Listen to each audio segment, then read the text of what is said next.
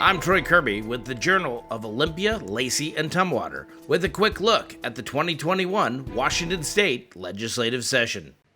The House Early Learning and K-12 Education Committee heard testimony on two bills related to the education crisis caused by the COVID-19 pandemic.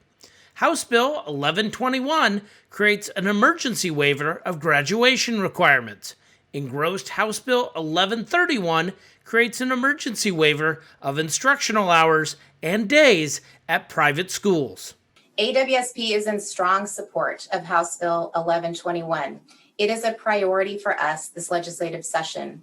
We appreciate the early action that is being taken on this bill because thousands of high school seniors and their principals, counselors, teachers, and families are anxiously awaiting the outcome. The board requested this legislation to allow for a waiver of credits and the high school pathway requirements for students who are ready to move on toward their post-secondary goals, but may not have been able to meet all their requirements.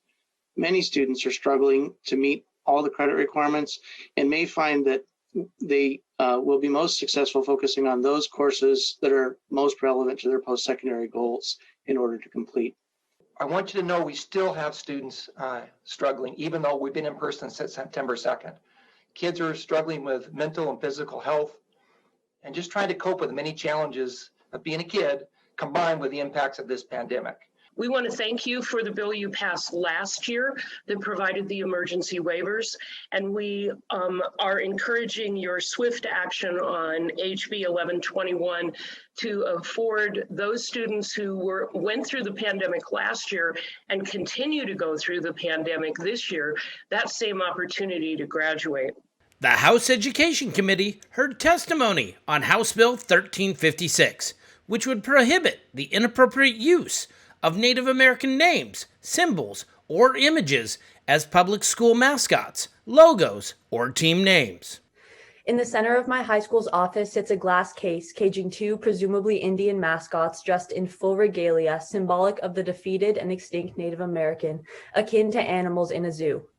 I was that little girl that Rep. Lukanoff spoke of. It makes it extremely difficult to validate my own identity when I am constantly being shown images of what I should look like or how I should act. This bill codifies necessary dialogue that will bridge the gap between tribal communities and districts, mending the broken relationships caused by the habitual silencing of the dissenting voices of Indigenous students in our educational systems. My concern is in the drafting of the bill and the possible limits or negative impact this could have on a blossoming relationship between my district and the Spokane Indian tribe. In Section 2, the bill offers an exception on the use of Native American names, symbols, or images for public schools located within or with enrollment boundaries that include portions of Indian country. The Spokane Indian tribe is just up the road, 20 miles away from our district, and as written, the subsection would not apply to us, forcing the district to make changes that take effect next school year. And that's just the issue I wanted to raise. I'm here to voice our strong support of House Bill 1356 and the tens of thousands of Native students it will empower. This bill is about making right something that should have been fixed long ago. As a coach of 33 years, I can give you firsthand accounts of how careless and often ugly misrepresentations of Native peoples harm students, their families, and communities. And not just Native students, but all students who are set up to perpetuate this harm without knowing what they are doing.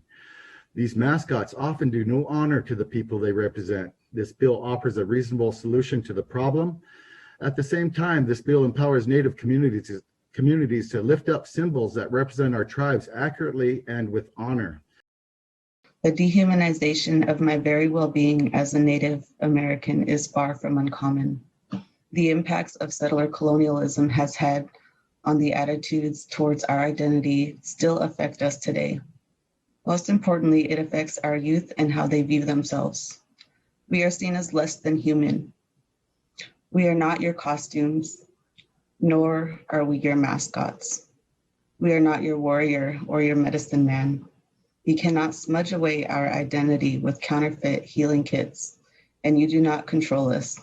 Thank you for watching the Daily Legislative Report by the Journal of Olympia, Lacey, and Tumwater, covering the 2021 legislative session.